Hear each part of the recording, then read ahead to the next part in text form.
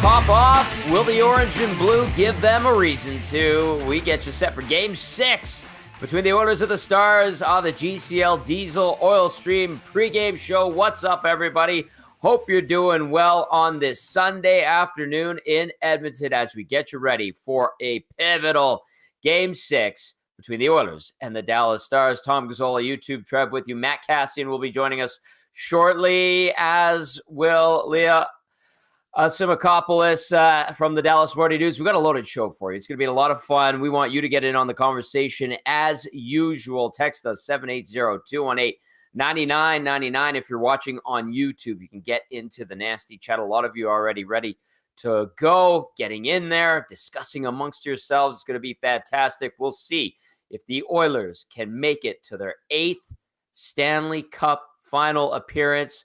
One win is all it takes, but it's going to be a tough one against the Dallas Stars team with its back against the wall, looking to stay alive. I already had a couple of stops at the rink earlier today for the pregame skate. There's people milling about, people buzzing in and around the arena. Ford Hall had people in it. And then certainly the plaza was busy. And then I had to pop in there again to do a couple of other things in the afternoon, and it was even busier, and the music was going, and the people were congregating, and then the patios were starting to fill up, and people were having drinks and having a bite to eat, getting their one last pregame meal in before what could be a very exciting night in Edmonton. So we'll see what happens. It's going to be a tough one, and we'll get you set for it right here on the GCL Diesel Oil Stream pregame show. GCL Diesel, Edmonton's diesel fuel system specialist and providers of critical engine components for over 50 years. Great to have them on board, proud partner of the pre and post game shows. So thankful to have GCL Diesel here. If you're listening on your way to the arena, thank you. We appreciate it. iHeartRadio, TuneIn, Apple Music, and of course the EdmontonSportsTalk.com audio player. And then if you're watching on YouTube, hit that thumbs up button, please. And thank you. Like, share, subscribe. We're getting really close to 9,000 subscriptors or subscriptions, I should say, which is fantastic for a little station that just got going less than a year ago. Let's get YouTube Trev on here. What's up, YouTube Trev? How are you holding up? Looking good, looking fly. Looking I don't look nearly as good as you, I tell you that much. Oh, stop it. Oh gosh, Tommy, this is crazy. I'm not gonna lie, like they're one win away. They're one win away. That's we're gonna be talking about this, but man, this is something I've dreamt of my entire life. I did a fun video on it, and everyone's just sharing their experiences. So many people that are kind of just like me, Tommy, who've never seen the Oilers in the Stanley Cup Finals. So, we all know the history of the Oilers and what it was. Well, they're that close, and I just remember growing up watching, Sidney Crosby and the rivalries in 16 when he was in the Stanley Cup Final against the Sharks, and just the whole hockey world, everyone's eyes glued to the best of the best, and that's kind of what we're going to be watching tonight, Tommy. Everyone's going to be watching Leon Draisaitl, Connor McDavid, and he's won. He's just the whole team is as a whole, but like this has just been. It's a legacy. It's a legacy night tonight for a lot of these guys. It's the fact that we're here and we're talking about one game away, the craziest season I've ever watched personally. Me too.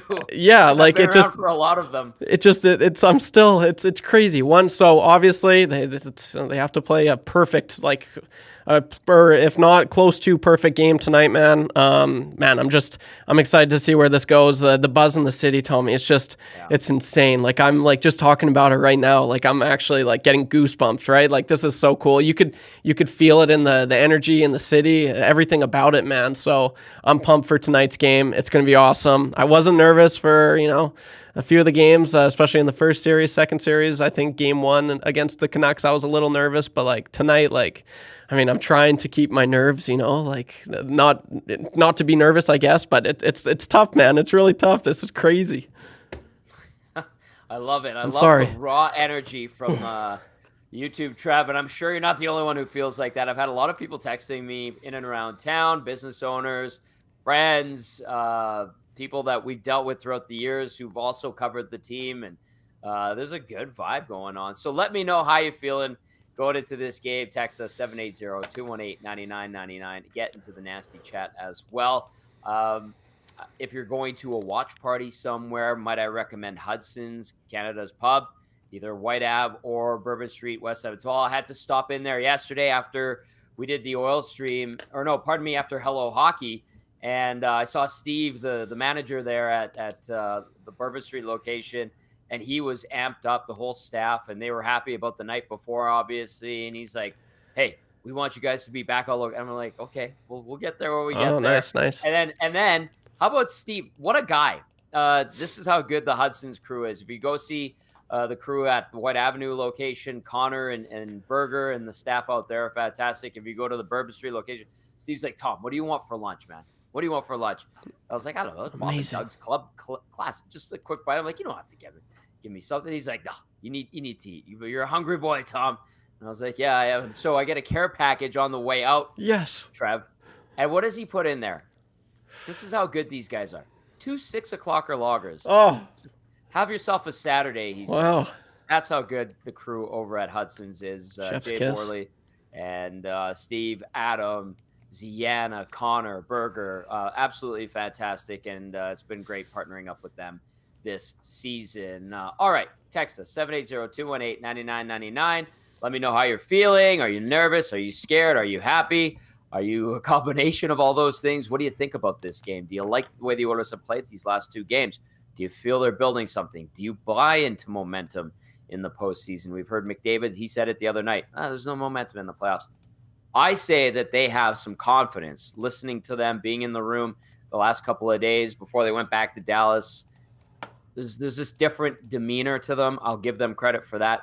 Whether or not it leads to victory tonight or defeat, we shall see. But the question of the night is this. Will the Oilers punch their ticket to the Stanley Cup Final tonight or not? 780-218-9999. And, of course, in the nasty chat as well. YouTube, Trav, you get first crack at the question of the night. Okay, well, I will say this. I said Oilers in 6 for this series, and I'm gonna stick to that. Yeah, I think just going back on what you said, there's something about them right now. They seem very confident, and just hearing from what Connor has been saying in pre-games and just post-games, man, like he's a man on a mission right now. And I just this is going to be a huge game for everyone. So, like, I know Dallas is going to want it, but I think the Oilers are going to just want it that much more because they are that close, right? It is that close. So you're going to be seeing everything from Dylan Holloway making those block shots, which you saw in the last minute the other game. They're all going to be giving it 110%. But, you have to... This Dallas Stars team, they're a really good team, Tommy. As far as players that have over 1,000 games played that haven't won the Cup, the Stars have the most. You look at Ryan Suter, you have Jamie Benn, you've got Pavelski, and you've got Matt Duchene. Those guys have all been really close before, especially, Pavelski and Jamie Benn. So they're going to want it just as much. But I think the Oilers, they got the Stars right where they want them, man. At the end of the day, I'm putting up Connor McDavid and Leon Draisaitl against anyone, especially right now, the prime of their careers. It's going to be on full display tonight, and I'm thinking, we talked about it. You saw Jack Michaels, he tweeted about it in the last game. He's like, I've called over, I forget what the number he said, but so many Oilers games, and he's like, I can confidently say that was the most complete, the best effort I've ever seen the Oilers play. And who knows? I'm expecting the same thing again tonight, man. Like I really, I don't know. They're going to have to play a perfect game though. But I'm thinking, yes, I think the Oilers I think they can do it. I really do, Tommy. The Florida Panthers await the winner of the Dallas Stars and Edmonton Oilers series. So question of the night, text us 780-218-9999. Will the Oilers punch their ticket to the Stanley Cup Final tonight or not? All right, let's get it to starting lineups right away here. Leah's standing by, so I want to get to these quickly. We heard Chris Knobloch say that one potential change for the Oilers. I'll tell you what I think it is shortly. McDavid between Nugent Hopkins and Hyman. Draisaitl with McLeod and Perry. Henrique between Kane and Holloway. And I think it's going to be Derek Ryan between Matthias Janmark and Connor Brown. Sam Carrick was on the ice super late for optional morning skate. So too was Vinny Desharnais.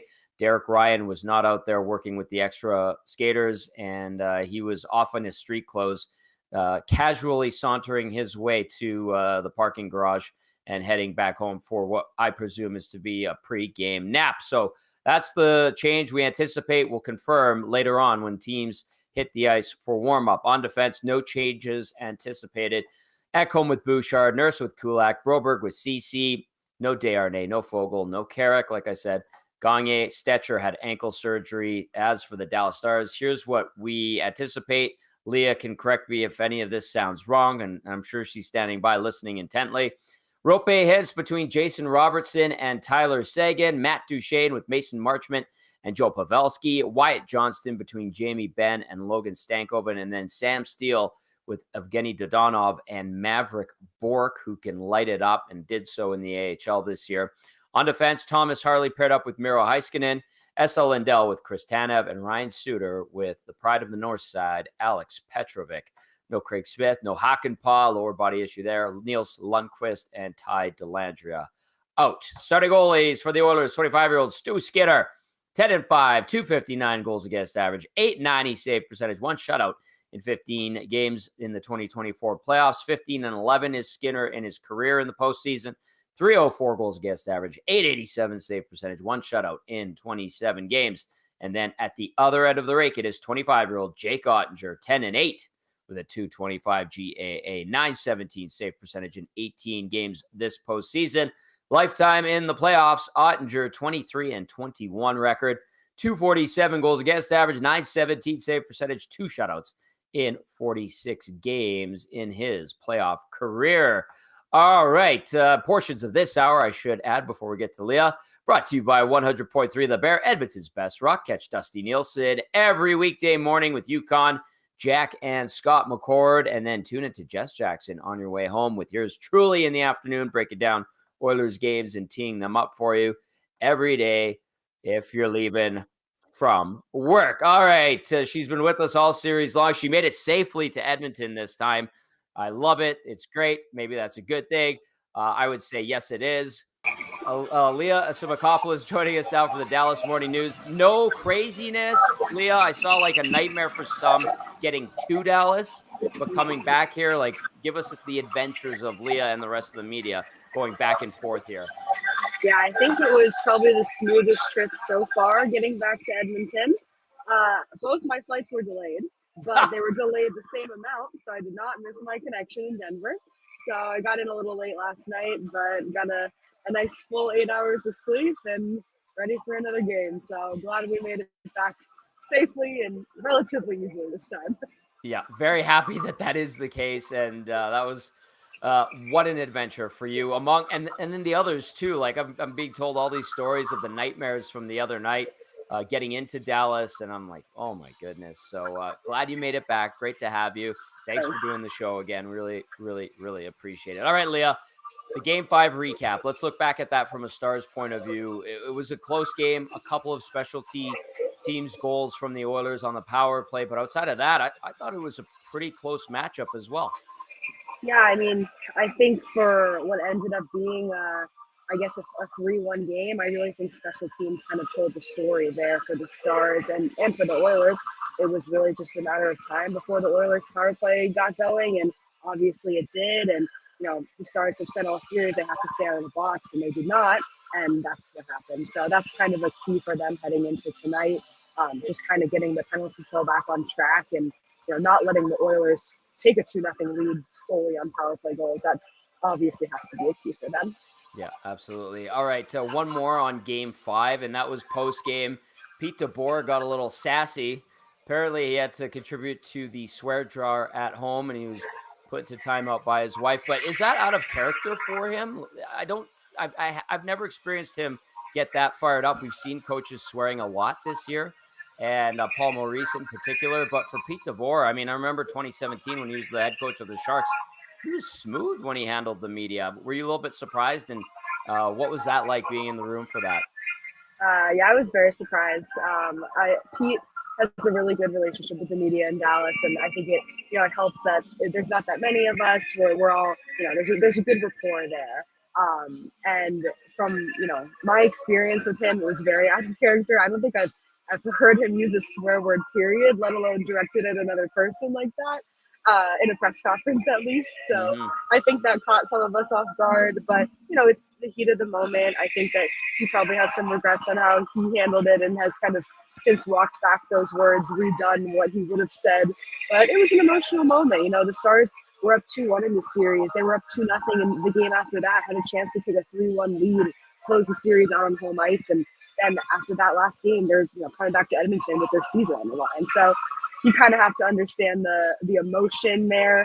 I've heard that he's not a guy that likes to lose, as a lot of hockey players and coaches aren't. So you got to give him a little bit of the benefit of the doubt there. And I think the way that he's handled it in the 2 days since, and kind of joking about it, making light of it, apologizing, that speaks a lot more to his character for me. Leah Assimakopoulos joining us now from the Dallas Morning News as we get you set for Game 6 between the Oilers and the Stars. All right, Leah, what's your sense around this Stars team, talking to the players in and around the locker room? Because I talk about the Oilers, and I've noticed a bit of a confidence growth from the group, and I picked that up on their demeanor. And being around them day to day, you're around the Stars day to day. What are you feeling from their vibe that they're giving off as a group right now?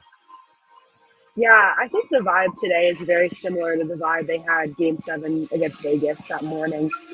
When they went down 0-2 in that series against Vegas, there was very much a very negative energy in the locker room. You could tell they were very upset at that point, because as they should be. They're number one team in the West, and you go down 0-2 to start the playoffs.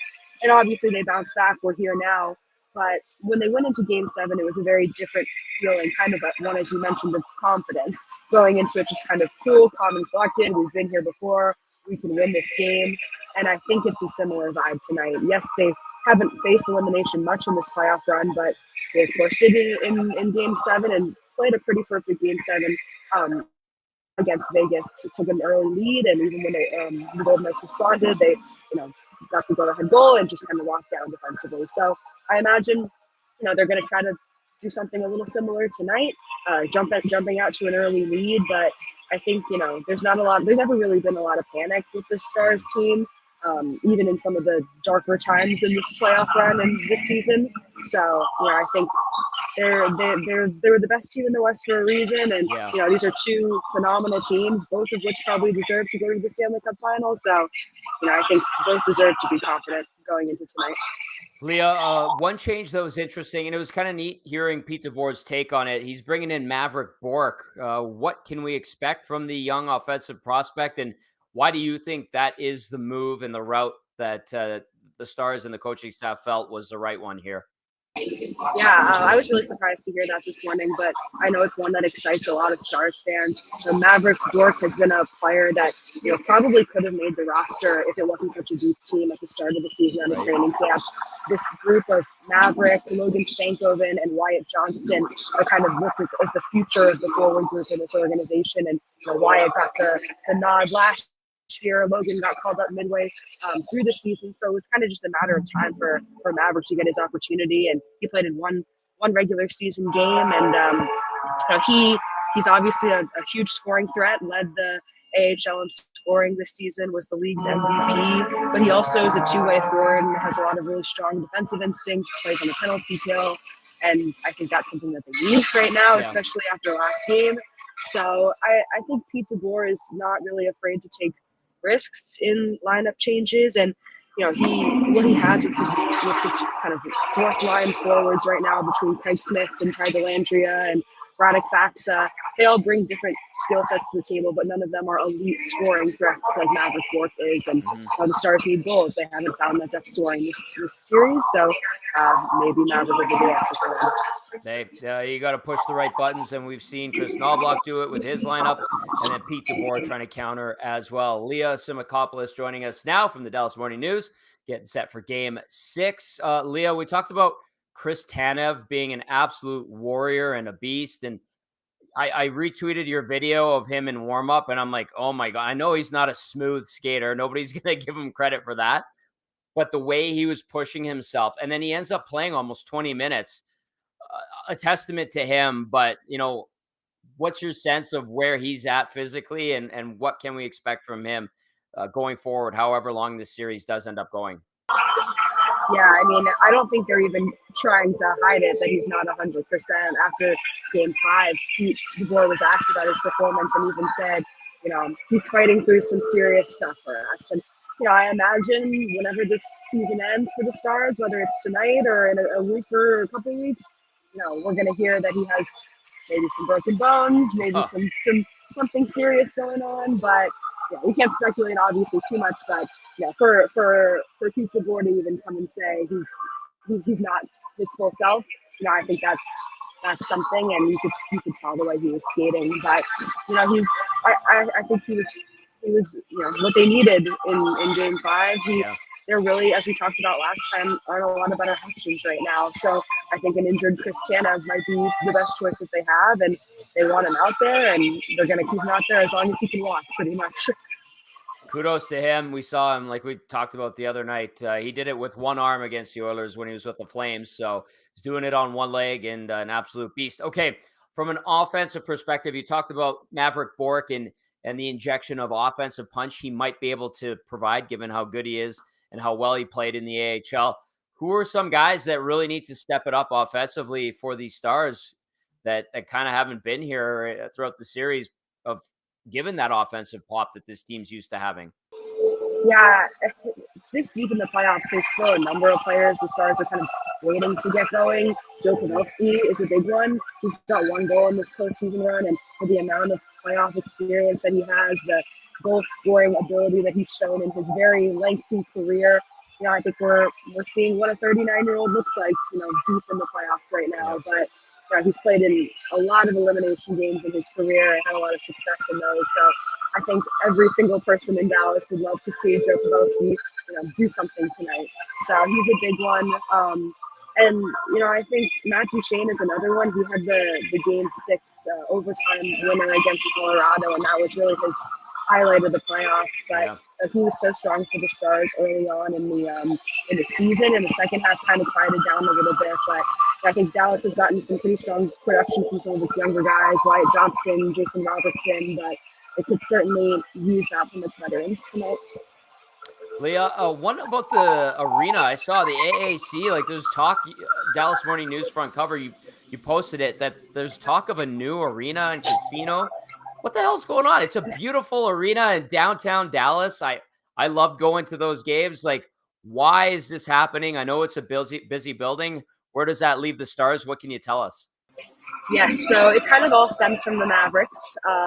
Mark Cuban sold his majority stake in the Mavericks to a couple families that are involved in Las Vegas Sands, this giant casino operator. And Cuban has had these goals to build a casino/arena like venue once gambling is legalized in Texas. It is not yet right now. So that's kind of the biggest barrier there. But he's been pretty open about wanting to do that, and selling the team was pretty much an obvious step toward partnering with this casino operator to get there. So obviously that leaves questions for the Stars and if they're going to follow. I spoke with the Stars president and CEO, Darnell Nurse, so he's been pretty clear of we want to stay in Dallas, we want to stay at American Airlines Center, and we want to stay with the Mavericks. And those might not be options, but it seems like it's they have a really strong relationship with Stars and the Mavs. They've been partners for a long time. Yep. So it seems like it's something that's going to be way down the line for those two teams to potentially move. It wouldn't be in the next decade, but it's something that we're all kind of watching in Dallas, and would be interesting to see if that does end up happening. No kidding. Interesting and good info there. All right, Leah, what do you think happens tonight? If the Stars are successful, what are they going to have to do to force a seventh game here? I think they're going to need to jump out to an early lead like they have done in this series and then find a way to maintain it. If they end up falling behind, that needs to be a 1-goal deficit and not a 3-goal deficit like we saw the other night. But, I think the Stars have been a very resilient team all year. They've only lost this past stretch here is only the second time they've lost back-to-back games in the playoffs. And the first time was the very first 2 games of the playoffs. So they haven't lost 3 in a row yet. And, I think I anticipate them to bring their best game tonight, whether that turns into a win or a loss or maybe some overtime. Oh, boy, overtime. You know what? I think we're guaranteed to have a great game tonight. We'll see what happens. It's going to be absolutely tremendous in the building. and you're already in the press box. So I'll see you tonight. Thanks for doing this, Leah, and we'll catch up with you later, okay? All right, have a good one.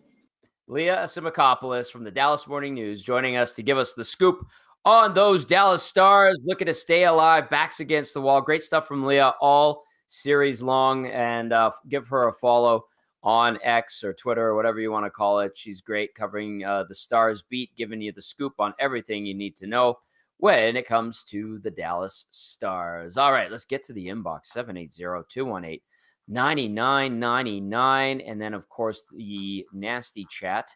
Any Stars fans, Trev, getting in there and causing a commotion, or is everybody kosher so far? Yeah, very kosher. Haven't noticed any Stars fans, Tommy, but time will tell. That might change. But you know what? For the most part, I'm going to give props to the Stars fans. Maybe it's just because we're so used to the trolls from the Canucks fans that we're expecting that maybe. But I haven't noticed any Stars fans for the most part. They've all been pretty tame, and I like it.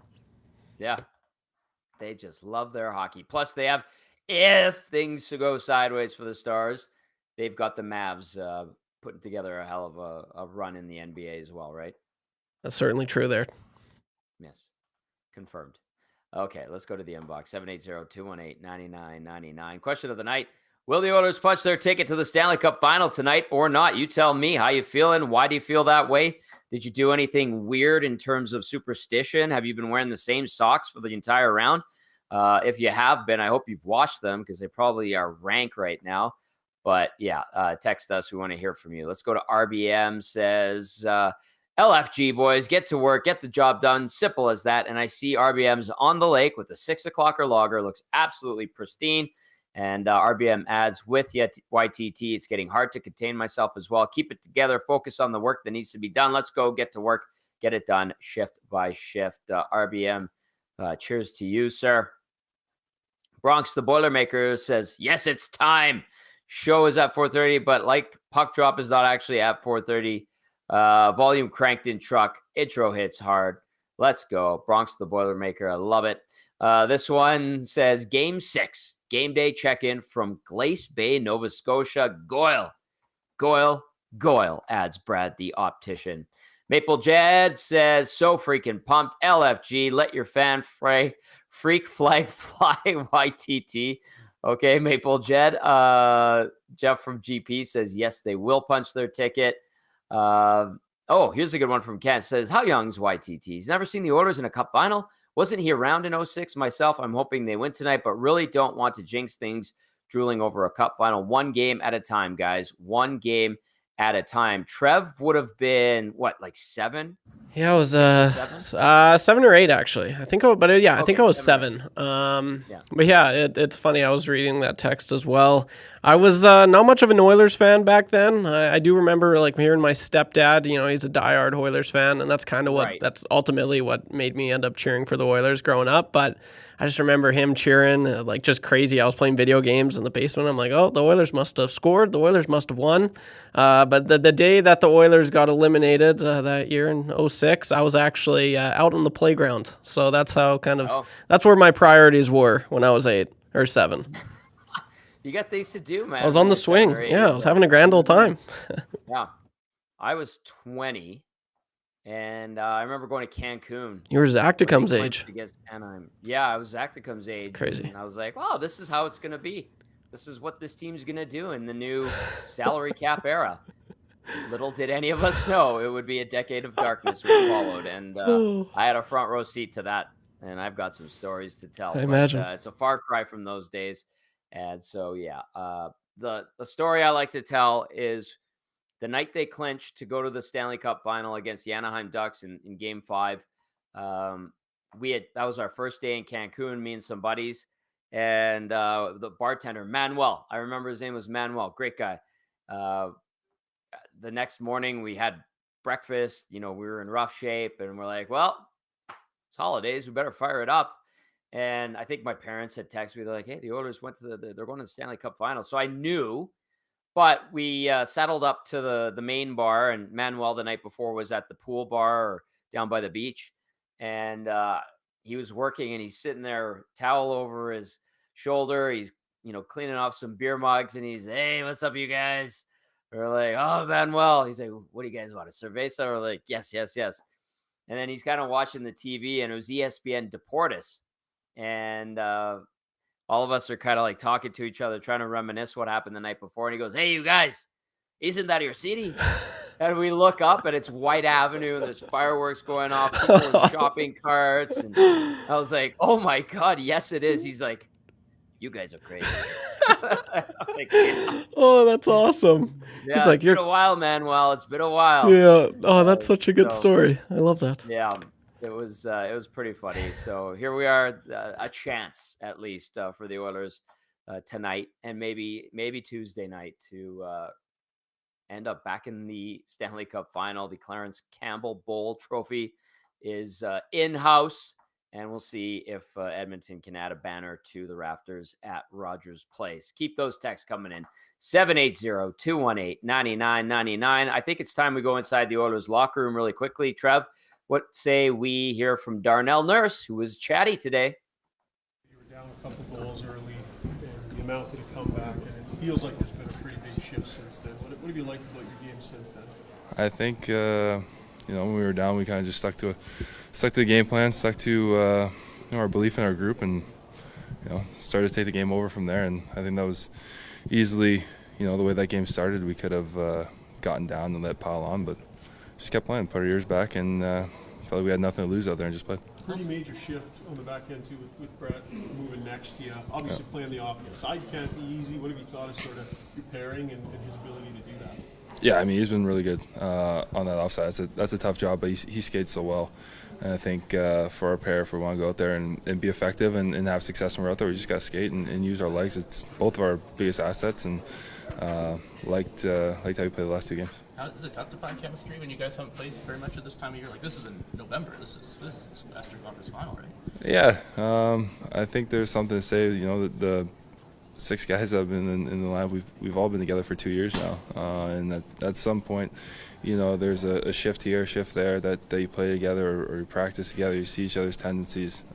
That's kind of what our group has come to. Everyone's got a really good is really familiar with how each other play, and it makes this time of the year a little easier when you have to make an adjustment. You touched on it earlier. Can you explain how difficult it is to play your offside as a defenseman? What are the challenges that go into that? Yeah, I think just obviously the looks on the ice and the reads on the ice. When you're used to playing on your left side, your stick's usually to the inside of the ice when you're defending the rush, as opposed to on the outside when you're on your offside. Picking up pucks in the corner.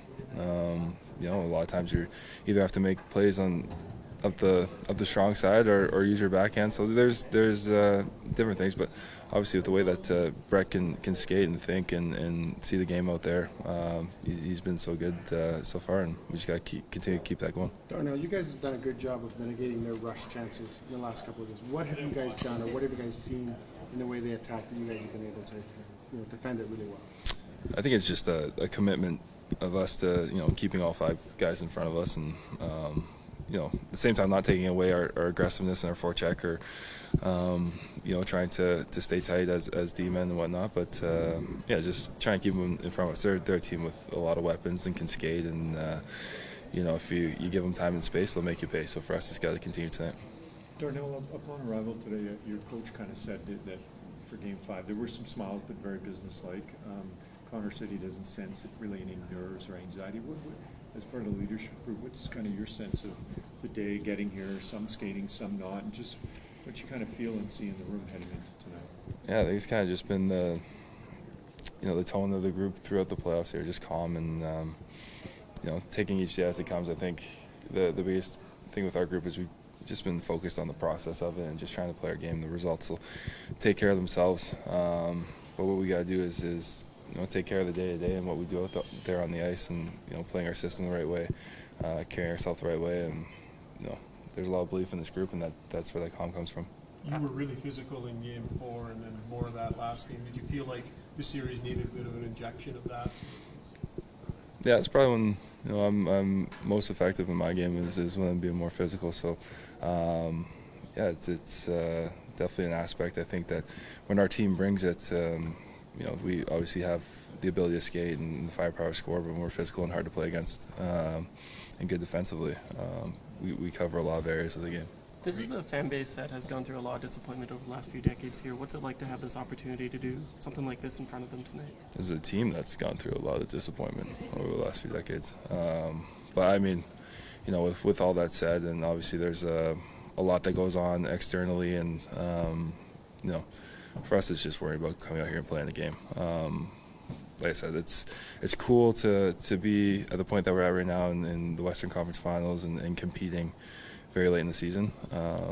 But with all that said, like, our focus, and it always has been, is just on our game and just playing, and keep that internal drive that we have here within our group. Given how long you guys have been at this, do you find that the roller coaster isn't as volatile as it used to be in terms of each loss feeling like the end of the world, each win kind of feeling like you're at the top of the mountain? Do you feel like it's a little bit more steady? Yeah, it's a little more steady. I think no matter how many times you go through this, there's still definitely that that roller coaster you go throughout the course of the playoffs. But yeah, it's been a good even keel group that we've had in here, and I mean it's also helps you're playing against really good teams at this time of year. You know, Dallas obviously had as good as there. You can't take your foot off the gas. You can't let up at all, because you know tonight with their backs against the wall, they're going to come out swinging. So for us, we got to play free and come out here and enjoy this moment. All right, that was Darnell Nurse, and certainly way chattier, talking for about 5 minutes there compared to the one the other day when his game was being questioned and he was being scrutinized. He's bounced back pretty darn strong since, and I think a lot of people are satisfied with his performance in the last couple of games. He's going to need to continue to build his game up and be steady on the back end for the Oilers. Okay, keep those texts coming in. 780-218-9999. If you're watching on YouTube, thank you as always. Hit that thumbs up button. If you haven't already subscribed to Edmonton Sports Talk and our YouTube channel, please do. Tell your friends. We appreciate that very much. And then if you're listening on iHeartRadio, tune in, or EdmontonSportsTalk.com, or Apple Music as well. We appreciate you on the radio side. Safety Bob texting in says, if the Oilers win the first 10 minutes and get the crowd going, Skinner plays like he can, the Oilers win. Oilers 4, Stars 1. Let's expletive go, from Safety Bob. And then this one says, hey guys, Smokey the Bear here. There's an H in there. I don't know if I've ever been so nervous and excited for an Oilers game in my life. The last time they were in the Cup final, I was 4. So to finally have the opportunity to see Edmonton in a Cup final, if they win, God willing, is something truly special. I'm going to be watching the game tonight at the Fort Sask Brewhouse and likely stress eating wings the entire time. Have fun, Smokey the Bear. And deep breaths, pal. Deep breaths. And you should be okay. All right, let's go to our dear friend, our game analyst, the one and only Matt Kassian. He is standing by and ready to go as we get set for Game Changers. Cass, what would you tell people like Smokey the Bear and YouTube Trev, who were just kiddos when the Oilers last went to the Stanley Cup Final in 2006? Because that was a bit of a hoot. For sure, White Avenue was crazy. It's a little bit different now. The city's changed. A couple different generations of Oilers fans with a decade of darkness. But what do you recall? What can you tell people that are just experiencing this for the first time? Yeah, well, that was a blast. So I was it was in my WHL career when that was going on, and it was awesome. It was awesome. That was wild. Was wild. It was wild. I didn't get to go, or I didn't choose to go to White Ave and any of the craziness that went on there. Smart. My brother certainly did. I tried to avoid it. I'm like, this is a little bit too nutty for me. I think there was a couple smart cars that were flipped and some things that some other shenanigans that went on, but it was craziness. I mean, I remember that entire run was an absolute blast, and watching the finals too. It was just fun. It was fun. Yeah. It was emotional. We didn't go full Vancouver and like try to completely riot. It was like a semi riot on White Ave. But Tom, it was just a lot of excitement, and I think we'll hopefully get there again. Well, it'll be exciting, certainly for the city after all it's gone through, the fan base. No doubt that the energy will be palpable. And our friend Grant McNeil, I ran into him today. He had a great line, and I hope neither one of these things comes to fruition, but it was pretty funny. We were talking about 06 a little bit, and he goes, well, either one type of car is getting flipped, and we're just going to find out if it's a normal car or a cop car. And I was like, oh, that's good. And hopefully neither is the case.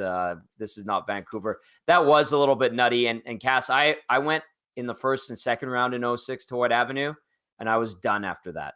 I was done. Yeah. I was like, this is getting too much. And, for some, they loved it. I just was like, you know what? It's getting a little bit wild. And I dialed it back. So, yeah, it was a different time, unexpected run. And this one has its own characteristics, which has been enjoyable to cover. And the fan base seems to be enjoying it thoroughly. I was going to say to you, like, before we get into game changers, you were listening to Darnell Nurse there, and he was actually speaking to us today, which was lovely and appreciated.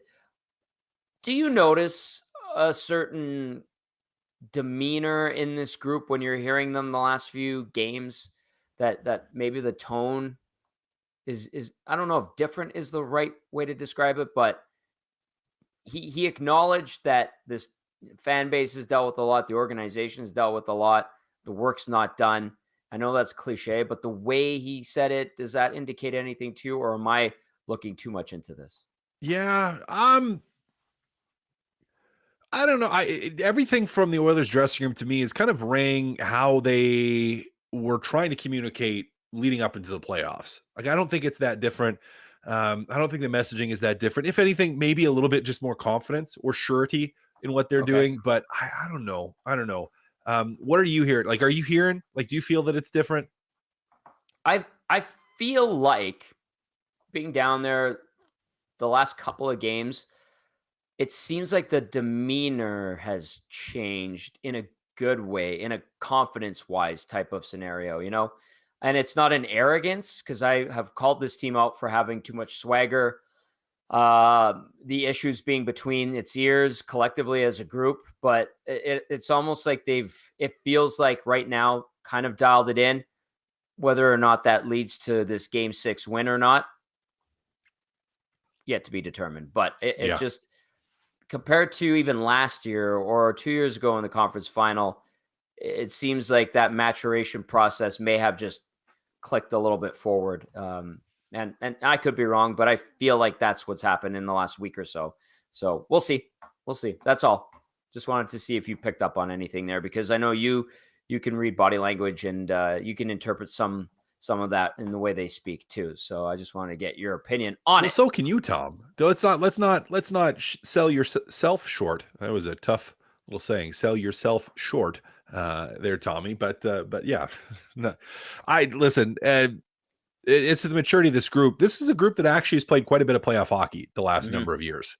Quite experienced in the playoffs, now not in getting to the Stanley Cup final, but in just overall, they have been in the playoffs and played some games in them more than most teams in the league. So I'm not surprised that maybe some of that maturity is coming through and pouring through a little bit, as it should with where they're at.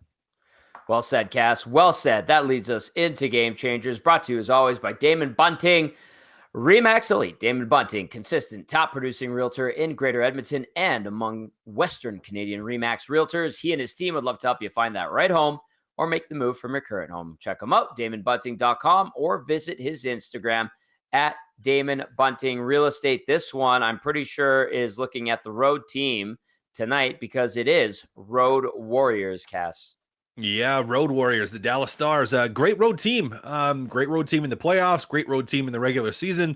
Must be that slow ice. Maybe they're not a team that plays well on that slow ice in Dallas, or maybe just a little bit too much vitamin D out in the sun in Dallas during the season, and maybe in playoffs at times too. Tom, this group is going to come out swinging. Yeah. Edmonton has acknowledged it. Dallas has talked about how they're confident in their group and how they're, they've been down in series before and they've won 2 games in a row before, and how this is a group that has been really good on the road, and they're going to take that to their own heart, and they're going to try to manifest it on the ice with what they're doing. Tom, they're going to absolutely come out flying tonight, and Edmonton's got to have an equal or better pushback for it. Now, we've seen maybe not the last 2 games, but we have seen at times in the playoffs for Edmonton where they have sagged, when Dallas has really applied the pressure. And even in game 5, there's a little bit when Dallas did get that goal to make it 3-1, where it was like, oh, now the pressure turned up and Edmonton sagged a little bit again. Now, not all the way. They didn't break. They didn't bend more than they had to, but you could see Dallas raise their game. And I'm assuming that we are going to see that right out of the cannon tonight, right out of the gate. They will come flying.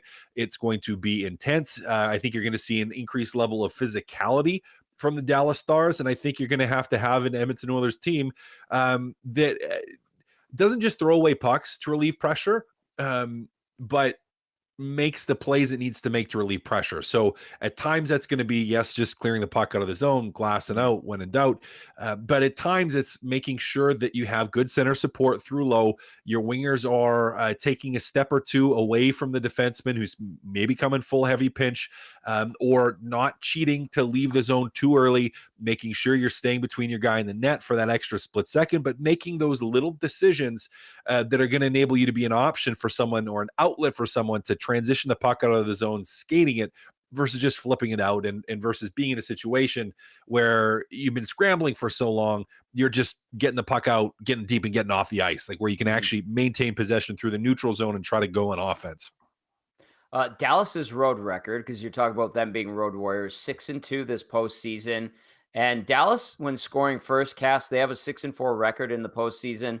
Edmonton 9-4 in that stat column. But the big one I'm looking at right now is leading after one period. Dallas is 5-1 this season or postseason, and the Oilers are 4-3. We've watched them blow leads a few times in the playoffs. So that's going to be interesting. Dallas is going to be leaning on that fact that they have been so good away from the American Airlines Center. And like you outlined there, details, playing the simple road game, all of that, taking it to the Oilers. We'll see how that plays out tonight. All right, number 1, Road Warriors. Number 2, Cass, the return of the peeper. I tried figuring this out. I think I know what you ultimately mean, but it's a funny term for number 2 on Game Changers. Go for it. It is a funny turn. No, the peeper, the power play. Yes, they're back. yes. They are back. They're back, they baby. are back. They are back, baby, out of nowhere. I shouldn't say out of nowhere, but I mean, they were quiet way longer than we're used to seeing them be quiet for. They just could not get anything going. And then it's all of a sudden that light bulb, the switch just went on. And all of a sudden they started executing on their sets and on their plays. The puck started going to the net and they started to generate opportunities. And it did start back a little bit more in game 4 where, and I think they only had one power play in that game, but it actually looked dangerous. Like they were snapping the puck around. There was a couple opportunities. Leon had an opportunity at the side of the net in game 4. And yes, the puck didn't go in, but they actually were executing. The power play looked how it's supposed to look. And they carried that over into game 5, where all of a sudden the power play was not just threatening, but started to put the puck in the back of the net. And I mean, not a really a better time in a series for it to happen than the current game, right? Like it was huge. I think in game 5 for the Edmonton Oilers to get the power play going and get it clicking. And now all of a sudden, I think you have Dallas in a situation where they were feeling confident heading into penalty kills before, because they're like, yeah, we're doing great. Our penalty kill is great. We got this. We got this. Yep. We got it locked up. They're not going to score on us. And just a mental confidence mindset that Dallas had, or maybe sort of still has, heading into that game. It was high.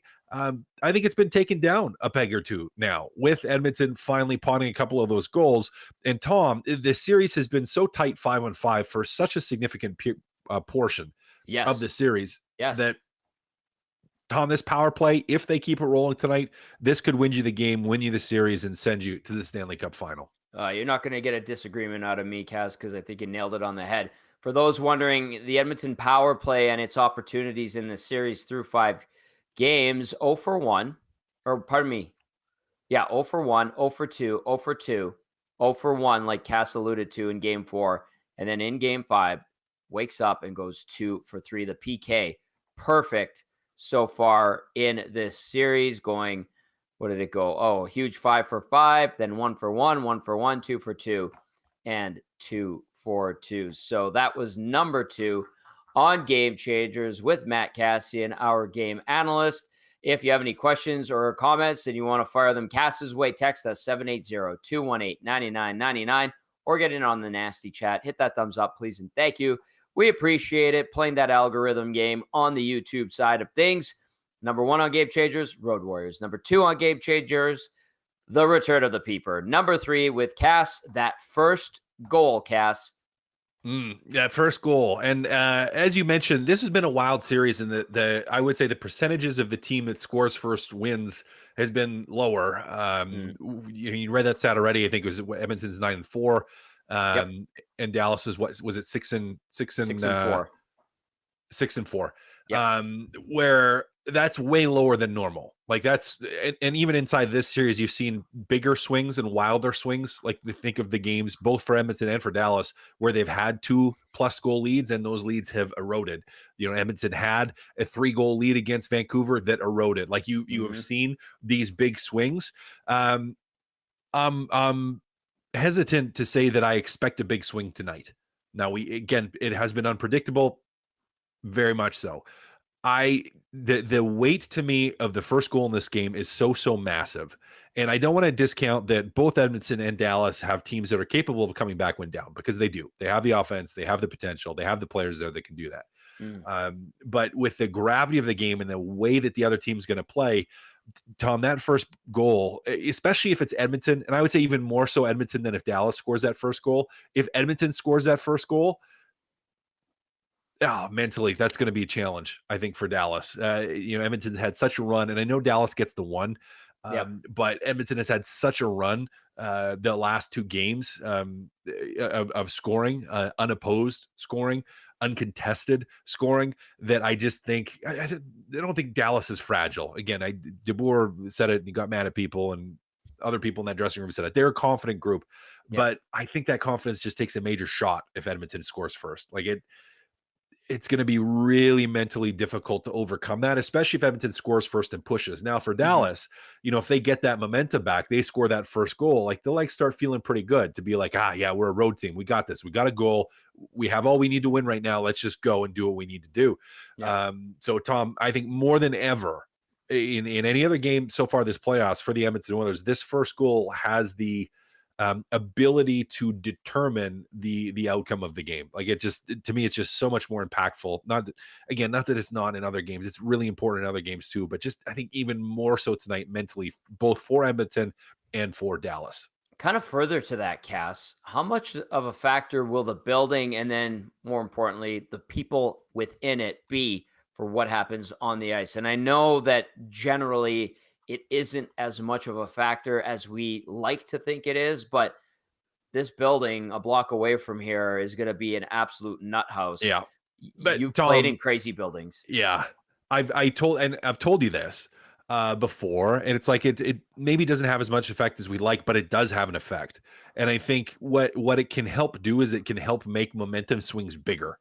And so to go to that first goal comment again, like if Edmonton scores first, that barn's it's going to be lit already. But it's going to be even more, whatever the kids are saying, like these days, like it is going to absolutely explode. And you do feel that. And again, to where, it doesn't, you don't hear the voices when you're on the ice, but you can feel the tension in the building, and you can feel the deflation in a building too.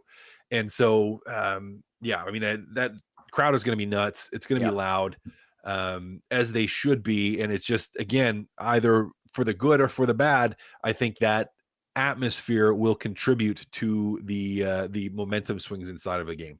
Yeah, it's going to be nuts in there, as we're just about 35 minutes. I should say 39 minutes away from puck drop in Game 6 between the Oilers and the Dallas Stars. Tom Gazzola, Matt Kassian, YouTube Trev with you right here on the GCL Diesel Oil Stream pregame show, getting you set for what could be a huge night in oil country, but a lot of work and hard work needs to be taken care of for sure. Text us 780-218-9999 if you have any questions for Cass. Fire them our way. Nasty chat, I haven't popped in there in the last little bit. Keep it coming.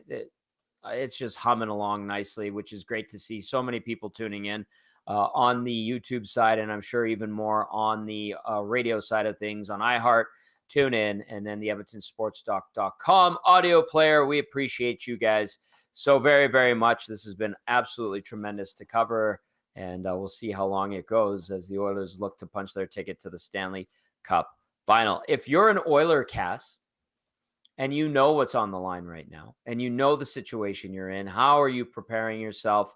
How do you keep distractions out in a situation like this? Well, I'm going to avoid the grocery store. I'm going to avoid walking out anywhere in public, except if it's in my backyard that's very, very private. Right. I think you are trying to shut out the noise as much as you can. You're trying to do what the Edmonton Oilers have been talking about for the last long while, which is just focus on the process. Focus on your own process, your own game day process. What does a typical game day look like that gets you in that headspace mentally, emotionally, physically, spiritually that you need to be to play at your best level and to be your best self on the ice. That's what you have to do. So it's like nothing is really going to change, or it shouldn't change. You shouldn't be all of a sudden doing something way different and reinventing the wheel. It should be like, no, what mentally helps you get to where you need to be? Is it just doing some review of video with the coaches? Is it just sitting and visualizing? And is it playing a game of sewer ball, which is a soccer game that everyone plays, or a lot of guys play before the actual warm-up starts, just to get the brain connected to the feet and the hands and everything moving, as well as have some fun and sewer some people, which is to get your buddies mad, which is just what you do in that game. Whatever it is, you want to be doing the same things, Tom. You're not changing anything. You're shutting out the noise, and that you're making sure, because the temptation could be to look at the Instagrams, look at the Twitters, check your texts just from friends and family and everybody and their dog firing you a message, even if it's just to be like, hey, good luck. Hey, like cheering for you. Hey, rooting for you. There's a lot of those that happen, and they're all getting fired out there. You got to tune it out. There's lots of time to answer it afterwards. But focus on what you need to do to get ready, Tom, and just be ready. Just get there, get your mind there, and get your body there. Get your heart ready for what needs to happen.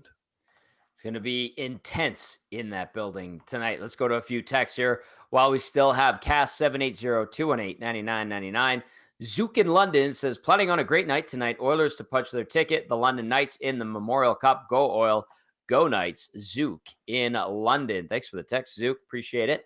This one comes in, says, Edmonton wins, then we scream, turtle. As we know, Kachuk is soft. That text comes in from Rod, I believe it is, who's very excited, who also has been indulging in some birdie juice, which we love, or birdie booze, I should say. Jay and Jocelyn have also been sending me pictures of birdie booze shots. Jocelyn, thanks for taking a birdie booze shot in our honor. We appreciate that so much. Let's go to the Wolf. Ow, says the Wolf. The turnaround that I'm on is almost over. It's 90% Oiler fans, so I'm guessing it's going to be a slow night at work tonight until after the game. Let's go TG, YTTMK. Ow, says the Wolf. Love it. Let's go to Maple Jed, who cannot contain his excitement, sending in Jonah Hill going like this emojis. I like that we can now get those GIFs and emojis on our chat line as opposed to the old shop where that was not possible. Tommy Rubella chiming in says, go Oil. Tommy, Vance Van Vandervan wants to watch the show, but he watched the show the last 2 losses. So out of superstition, he's taking the night off, but he still loves you guys. So since I crossed the border from Arkansas to Missouri on my drive up here, the Oilers have outscored the stats, or the Stars. It says stats, but I know he says Stars. 8-1. Me moving from the horrid hell that is the South is my good luck charm. And if I think the Oilers take the ice to score more goals than the Dallas Stars this game, they'll come away with the win. Yes, Tommy Rubella. That's generally how it works. And Tommy Rubella, Cass, you love the South. I actually really like the South. I'm partial to the Southwest, but Tommy Rubella, I think, was in Arkansas. So a little bit different than living in Texas or Arizona or Nevada for sure. Arkansas for the layperson. Arkansas, yeah. Yep. Yeah. Right by Missouri. Right. Let's go to Corey B. Says, I was at the Strat the night the Oilers clinched in 06. Great memories from that run. Oil close it out tonight 4-2. And then, okay, one more from Jeffy. Jeffy says, hey, gents, I've generally been a negative son of a bitch when it comes to this team. I obviously don't know what will happen, but I finally feel really good about this team and am trying to enjoy it, no matter the result. It's been a fun ride, and you guys have been bringing the strong coverage all along. So thanks, Jeffy. We appreciate it very, very much. All right, some final thoughts from you, Cass, going into game number 6 as the Oilers look to add a banner to Rogers Place potentially. Yeah. And do you touch the trophy? Do you not even think about it? What say you after watching? What did you think of the Panthers not touching it this year? And Paul Maurice going, "Don't you touch it, Sasha Barkov." Yeah. Yeah. My opinion of that has changed Okay. from when I played till now. Okay. When I played, I would have been like, don't touch it. I'm not going to touch it. We shouldn't touch it. Don't want to touch it. Not going to be anywhere near it. And I think now, if I were to look back, I'm like, because I didn't have an opportunity to touch it or not. Right. I would have been like, yeah, I'd grab it and I'd hold it up and I'd skate around with it and I'd be excited because it's very rare. Just making it to the conference final is rare. Winning a conference is rare. There are players that play close to their full careers that don't ever get that opportunity. I'm touching it. so can it. And I know there's bigger victory to come. And I don't think, you don't celebrate like you won the Stanley Cup when you win that thing. I mean, you don't need to do like the full parade for winning a conference and, skate around the ice with it like crazy, but to go pick it up and to go have like a good moment of celebration with your team. Tommy, I know the ultimate goal is a Stanley Cup. I know that. Yeah. But I don't know. I'm just like, just touch it. Cass, I get it. And there have been teams that have touched it in recent years that have gone on to win Stanley Cups. Yeah. So it's not like that's being the extrastitious, right? Like it just doesn't count. Like it doesn't count towards, it doesn't. Yeah.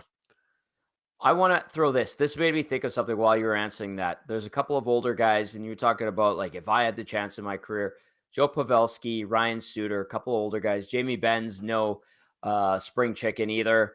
And these guys haven't won a Stanley Cup. They haven't had particularly strong series, especially Pavelski and Suter. But at 39 years of age, Cass, you almost feel like they're probably going to empty the tank. And could they be factors? And add to the fact that Pavelski's been an Oilers killer his entire career, 63 points in 66 regular season games. And then in the postseason, 4 points in 11 games, obviously with San Jose in 17. So, could we see something quote unquote special from guys like that?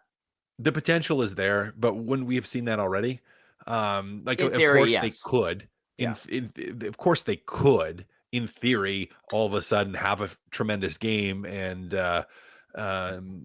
just wake up and do something fantastic. But I would wager we'll probably just see more of the same from them. I mean, that's the level that they're at currently. The guys that scare me more are still the Wyatt Johnsons of the world. The Jamie Benefee, I know he is older and you had him, I guess, on the list. I think more like the Pavelski because he's been so quiet and Sutter as well, where Ben, I think, has been pretty solid. But I look more at the Robertson or Heinz or Johnson or Stankoven, like the young guys. That's you're kind of more like, I could see them popping off all of a sudden more. I would say the likelihood of that is higher than Pavelski and even more so than Sutter. Yeah.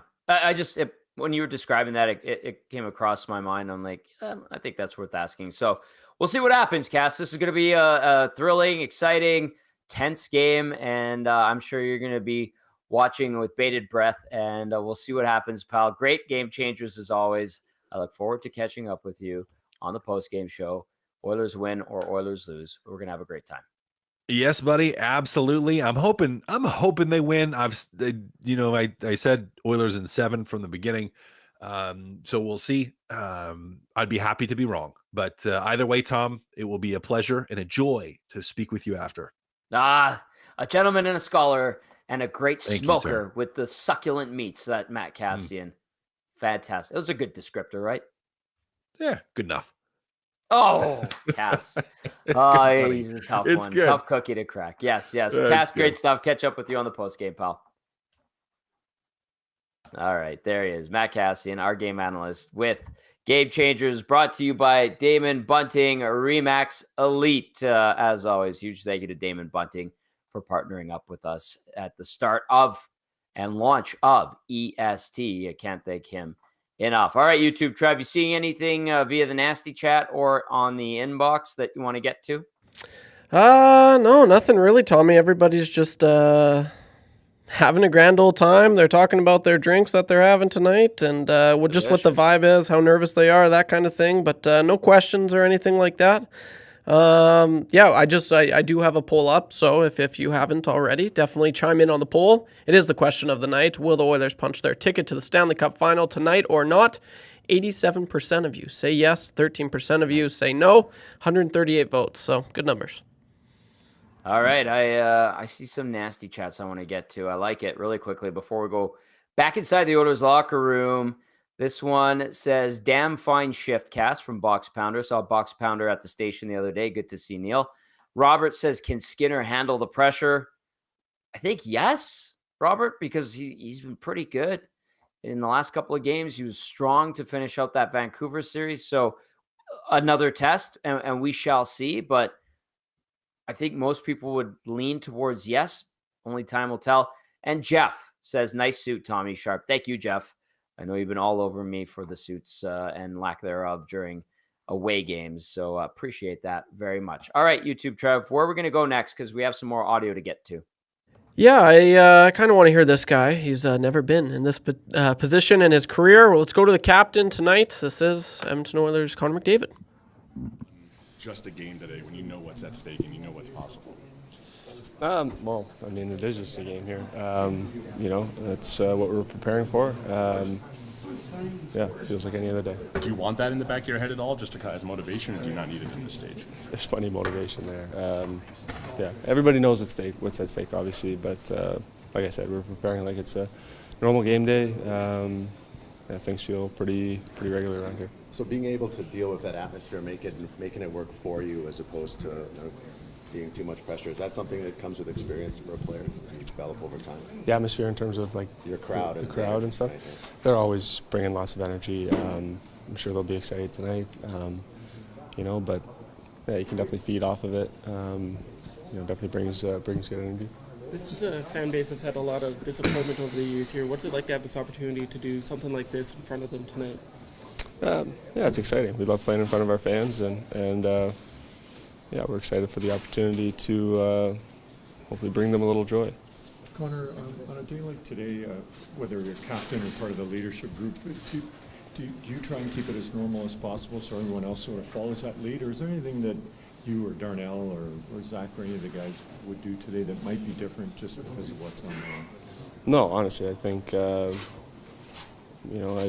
a leader in the room, or anyone that's part of the leadership group, you're always kind of taking the temperature of the room and seeing what the vibe is, and honestly, it does feel just like a regular game day. If there was any sense of nerves or anxieties, maybe you would say something, but I'm not sensing any of that. Connor, you guys basically pulled this back from the brink a couple of games ago, down 2-0 early on. What has been the difference in your mind since then? That's a good question. I don't know. We've just been playing our best hockey. We've been forechecking well. We haven't been giving up too much, which is good. They're a really good rush team. We've been doing a great job of limiting that and limiting their chances as a whole. So, just been playing good hockey. What would you say about your group's ability to adapt? Maybe get a feel in the first few games, and if it's not quite working, try different things, adjust, that sort of thing? Yeah, Dallas plays a little bit of a different game. They play maybe a little bit of a longer game than we've seen, just in terms of stretching wingers out high, and they rim a lot of pucks. They punt a lot of pucks out into the neutral zone. So you got to adapt to that. I felt like early on in the series they were maybe catching us maybe in between and getting some looks off the rush. But since then, I think we've done a good job of understanding what they're trying to do and limiting that. All right, there was Connor McDavid speaking to the media, getting set for game number 6 as the Oilers take on the Stars. We have Stars lines. I'll pass that your way from Leah Assimakopoulos, who's been joining us all series long. Leah has Rope Hintz between Jason Robertson and Tyler Seguin, Matt Duchesne with Mason Marchment and Evgeny Dodonov. You've got Wyatt Johnston between Jamie Benn and Logan Stankoven, then Maverick Bork, who had a great season down with the Texas Stars, between Sam Steele and Joe Pavelski. So Pavelski being quote-unquote demoted to the fourth line with the rookie Bork, and the good two-way player and local product Sam Steele. On defense, Esa Lindell with Miro Heiskanen, Thomas Harley with Chris Tanev, and then Ryan Suter with Alex Petrovic. And you've got Jake Ottinger starting in goal. No confirmation just yet from what I've seen from the Oilers. And I'm trying to refresh on X as much as possible, but we anticipate Derek Ryan getting in for Sam Carrick. The reason why is Carrick was out really late for the optional morning skate, whereas Ryan was not usually an indicator that the guy who did not take the morning skate or was off the ice quick and leaving the building quick will be playing. The guy who stays out late will not be playing. So we'll go inside the Hall of Fame room right now. And Trev, if we could, let's go to Pete DeBoer, Dallas Stars head coach, hear from him. And then maybe by the time we come back, we will have an update on Oilers lines for you. Changes that you can share, I guess. Yeah, Bork and Delandry out. Wow. And then how is Game 6 different than Game 1, Game 3? I mean, is there a lot that has changed in a 7-game series to this point? I mean, every game is its own story, right? I think at the end of the day, the margins are small, you know. I think last game, their power play was the difference. You know, I think we've got to make sure that doesn't happen again tonight. We're comfortable on the road. You know, you look back through the series, Game 1, you know, we hit a post in the first overtime, or maybe we're up 3-2. I mean, it's just that's playoff hockey this time of year. So, you know, we've got to come and do what we've done all year in all playoffs is win a road game. Stay in that same role, Leah. Hey, Pete. Hey, Leah. What makes you feel like Maverick is ready for this moment? Yeah. Well, he's taken all the right steps. We got him in late in the season.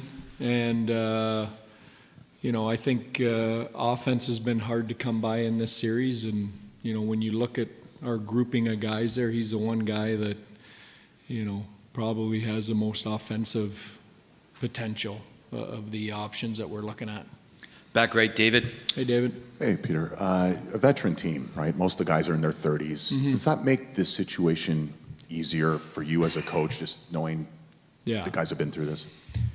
Yeah, we were talking a little bit about that today, and you know, I think Edmonton's got a veteran team too, but you know, we've got guys in our room that have played in gold medal games and you know, world championship games and Olympics. So, you know, it does make it you know, a little less daunting. They've also been a part of and been on the other end of facing elimination and getting off the mat and finding a way to win. And, you know, we faced elimination against Vegas in Game 7 in Round 1. So we've been here before, and, you know, we know what we've got to do. Center left, Mark. In that same vein, how do you as a coach approach this? You've been down this road before too. Are you a big speech guy before a game? Do you want to keep things as normal as possible? How do you approach it? Yeah.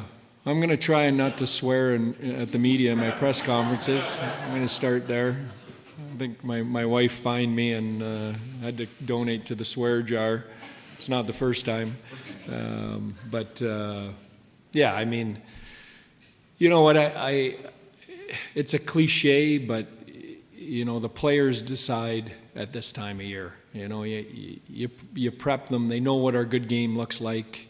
They've got to get to our good game as quickly as possible and hang on to it for as long as possible. And, you know, you hand the keys over to the room, you know, when you get to this point of the year. Third row on the right, Ryan.